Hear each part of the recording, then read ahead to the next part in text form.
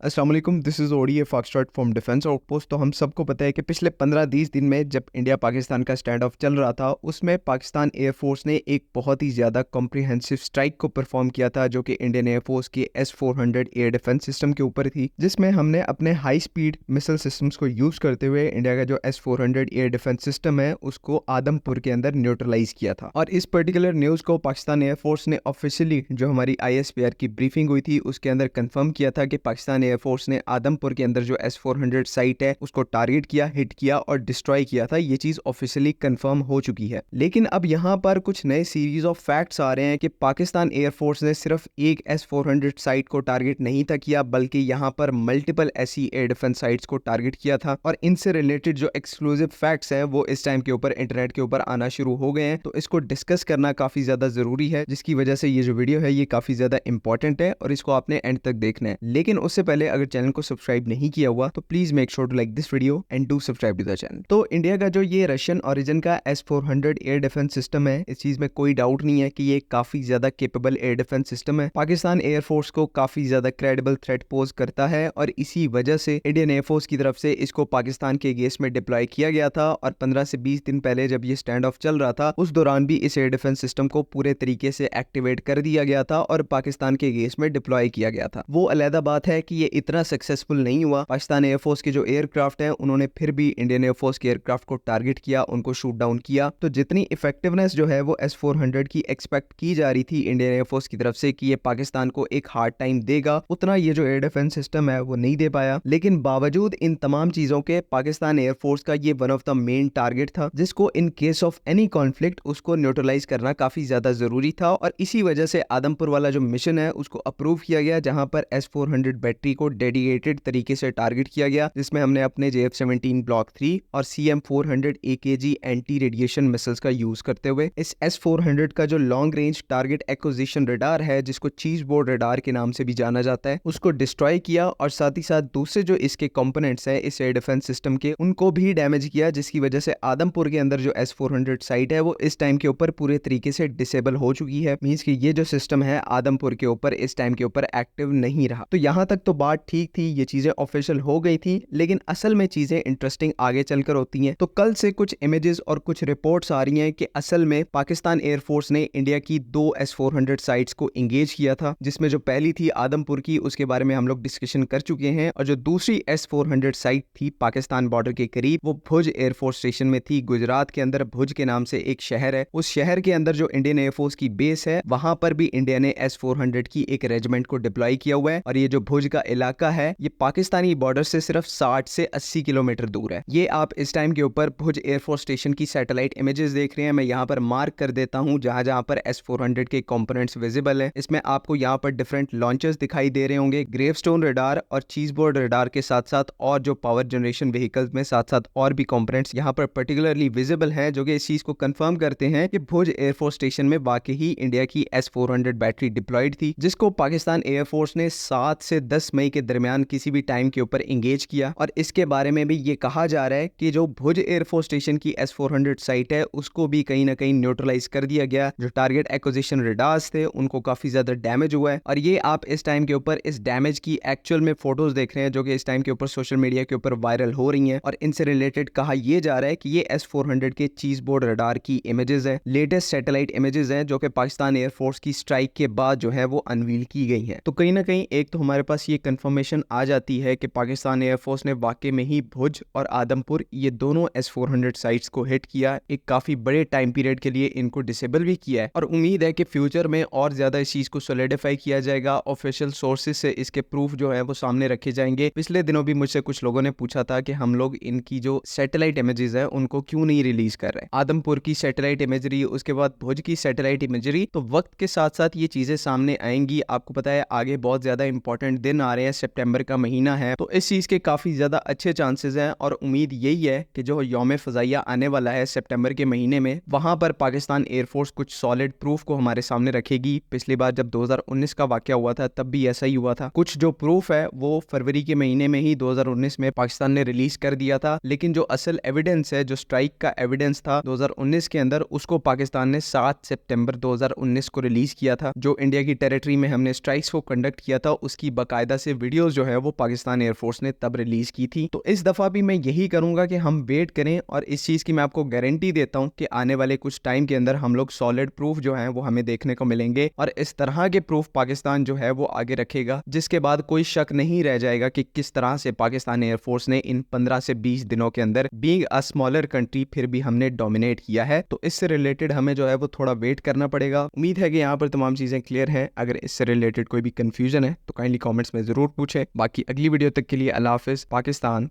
जिंदाबाद।